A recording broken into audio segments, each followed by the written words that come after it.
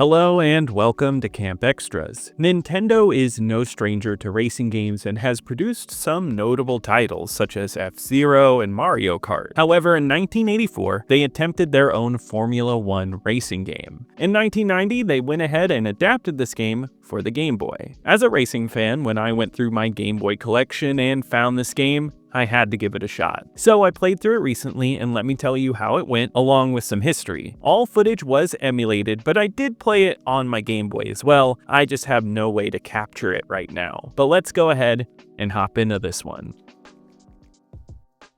In 1984, HAL Laboratory was on a streak of making games for Nintendo's Famicom system. At this time, Satoru Iwata had just joined the team while they were working on F1 Race, a racing game that was stylistically similar to Pole Position. It featured your car driving down a road in a semi-3D fashion. It was the first game on the system to use raster scrolling that was new technology. This game would come out in November of 1984 and would stay as an exclusive to Japan, never making its way outside of there. Technically, this is still true, but in 1990, they decided to move the game to the Game Boy with Nintendo R&D 1 as developer. This would take the same raster scrolling ideal and make it on the go. Though in development, some things would be changed, like building larger tracks and making it a bit easier by not exploding when you hit other cars, as well as adding more Nintendo synergy. When you won games, various Nintendo characters would come out and greet you. Another big selling point for this release would be the 4-player multi-tap that would come packaged in with copies of this game, and it supported 4-player multiplayer. It would first release in Japan on November 9th, 1990, and then in North America on February 3rd, 1991, with a European release that October. I had never played this game before, but it popped up when I was going through my collection recently, and I just had to try it. I can't stay away from racing games, so I played through it, and let me tell you how it went, starting with the gameplay.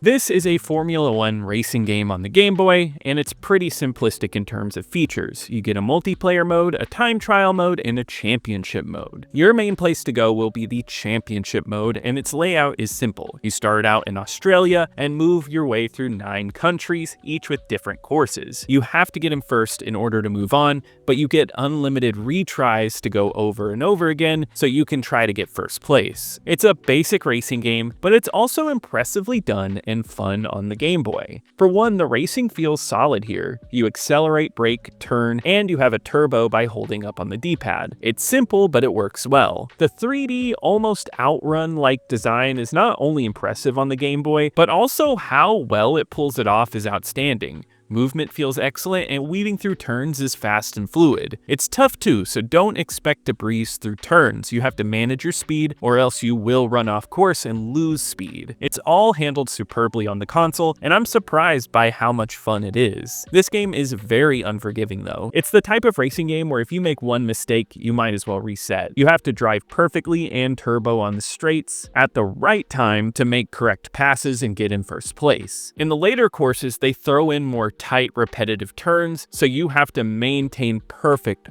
form, and it had me resetting constantly. Luckily, it's easy to start right back into a game, though I don't find this toughness ruins the game at all, and it was a game that I kept going back to. I loved picking my way through the races and claiming times on the time trials. Maybe it's just the speedy and great design on the console that lent to strong replay value. I kept wanting to chip away through the main races. That's it though, and there's not much more here. The AI is pretty simple to pass and doesn't offer much, but I'm not worried about things like that here. I believe the speed of F1 is captured, and the layouts might be simple, but it makes up for it by running so well and having a cool 3D effect on the Game Boy. Match that with some great controls, and you have a racer on the console with strong gameplay.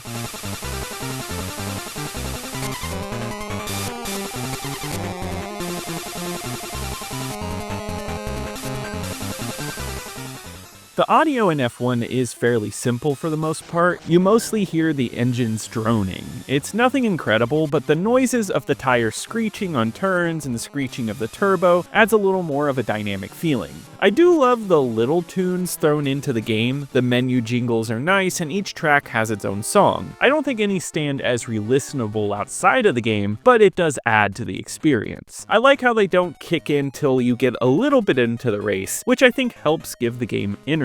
This game looks excellent on the Game Boy though. The sprite work is solid here. They do squeeze it down to an even smaller perspective by putting the map on the bottom, but it does scroll nicely. Seeing the road wind as you pass by signs and cars, with them all changing perspective, and I really like how the colors darken when you slow down. There's a lot of detail thrown in here to make sure the perspective works. And it works with no slowdown. It was nice to race through all these tracks, and even though they all look the same with different backgrounds and a different type of layout, it's still cool to see. To me, the standout aspect is how they managed to pull this off on the Game Boy, and this was a major surprise. Also, if you play this game on a Game Boy Color, they do have some additional color thrown in to spice it up, which I can appreciate.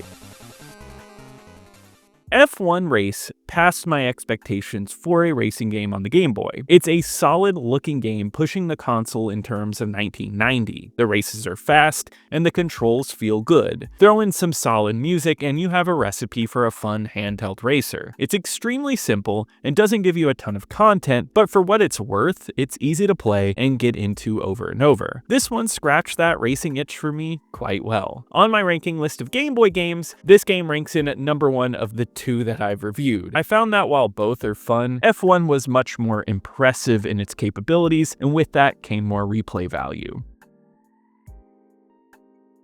Reviews were a bit hard to come by for this game, but it seemed to do well enough in the sales department. It would sell over 3 million copies, which would make it a player's choice title. I'm sure the fact that some copies came packaged with the multiplayer 4-way port helped sales, much like Wii Play coming with a Wii Remote many years later. F1 would be the 15th best-selling Game Boy game of all time, when including Game Boy Color games, and number 9 if you're not including them. It seemed to be a major success, but in the States, we did not see any more official Nintendo Formula 1 games. There were 2 official sequels to the Famicom game, but those never made it out of Japan. Nowadays, this is another game I don't see brought up very often. I do think it's understandable since it is such a simple racing game, but I do find it to be impressive for the console in time. On Backlogged, it holds a 2.8 out of 5 with over 100 plays. It's a mix in the reviews, with some saying it's good, but mostly overall people felt it was too basic. Let me know how you felt about this one, or what I should cover next in the comments. But that wraps it up for today. If you enjoyed this review, be sure to leave a like, it really helps me out in the algorithm. Subscribe to keep up with more gaming content, and be sure to check out my main channel, Camp Xbox, for retro Xbox content. And I'll see you here next time